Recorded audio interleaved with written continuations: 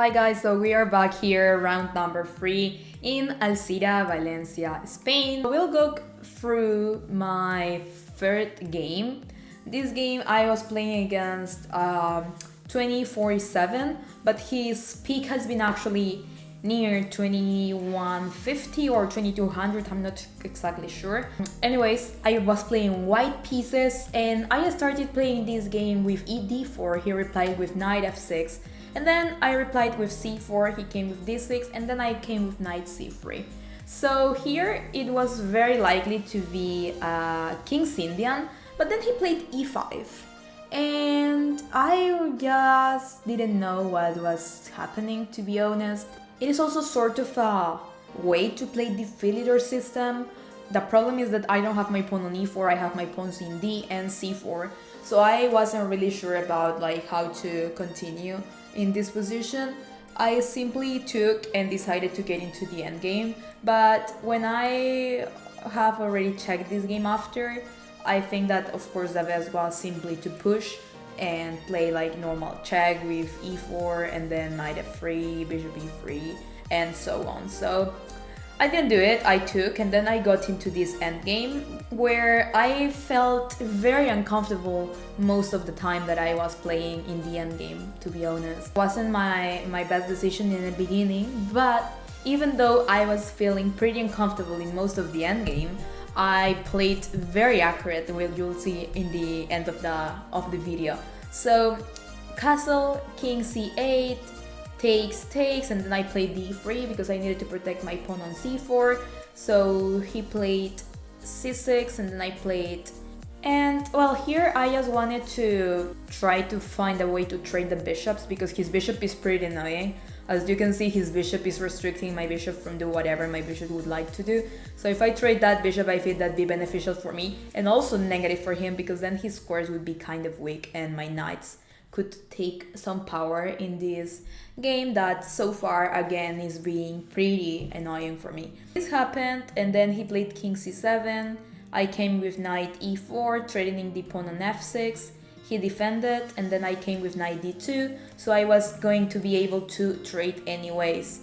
If I offer for the trade here as I wanted to do, as the king is not pinned anymore, he could just take my pawn and well, it's bad for myself. So that's why I created this maneuver with the knight and then I ended up on d2 protecting, and then he came with knight d7 and I offered for the trade.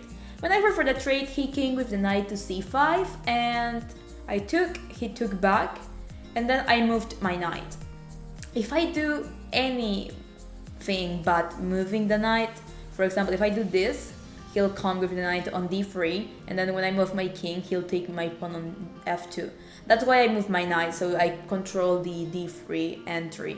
So he moved here instead, attacking my pawn, and then I came to h3, he pushed on h5, and I kicked his knight out, he went back. I retreat because I needed to protect my pawn. He came here threatening my pawn, and here I made the toughest decision in the game and the one that I'm the proudest of on this game, which is here I was debating for a long while between rook h to d1 and rook d to e1, and the right rook to move, or actually the most comfortable for a human being, is the rook on d, because then this rook is not stuck. If this rook comes, this rook would have been stuck. So here he came here, I came here, he threatened my pawn, and here I found a maneuver to counterplay very well. So I moved here, and when he moved here he can't take the pawn because after knight f2 the rook has to leave and then his knight is gonna be taken. So here he came here threatening this, I came here, he threatened this rook, and when I moved up and he thought that he could take now, because now, for example, if I do this, it was good still, because if he takes my rook, I take his rook, and even though he momentaneously got an extra pawn, his knight, of course momentaneously as well, can't leave right now. His knight is temporarily stuck on f1, and I think that that was my only chance to still fighting for the game. I never had a clear disadvantage. It was always between equality and a slight disadvantage for me. but always he has the initiative. But in this moment I felt that I already solved all my problems and I was going to play against his knight on f1. Fact about this tournament is that there weren't digital boards, so you actually can't see the clock, but by this moment he had like 9 minutes on the clock and I had like 2 minutes, so I was feeling relief about the full trade, and then now that my pawn wasn't a weakness anymore. Even though he has an extra pawn, his knight is kind of stuck and he has a lot of weaknesses. So he pushed b6, and here I found the move rook e1. When I did rook e1, I knew that that was the moment to offer red trade. So I moved rook e1 and I immediately said if he wanted to draw. He fought for maybe 5 minutes, till he has like 2 or 3 minutes, and he accepted.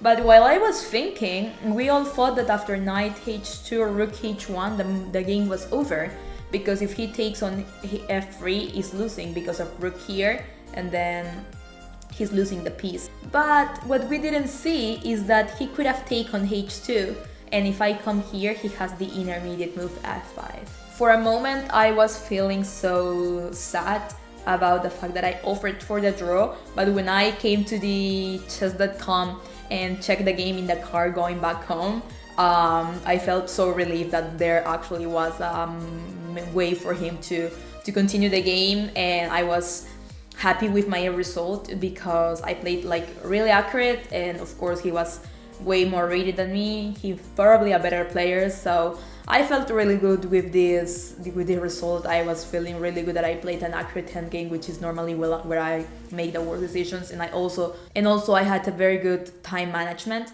So yeah, guys, I think this is actually the best game I played in the entire tournament, and it is demonstrated by the game review. 95% accuracy and 2550 game rating performance, which is amazing. I'm so proud about this game, and well, I have 4 great moves, which is also good for me. So yeah, guys, I really hope you have enjoyed this video. Don't forget to like and subscribe and share with your friends or whoever you think that this could be useful for, and I'll be waiting for you in the next video for round number 4. So yeah, guys,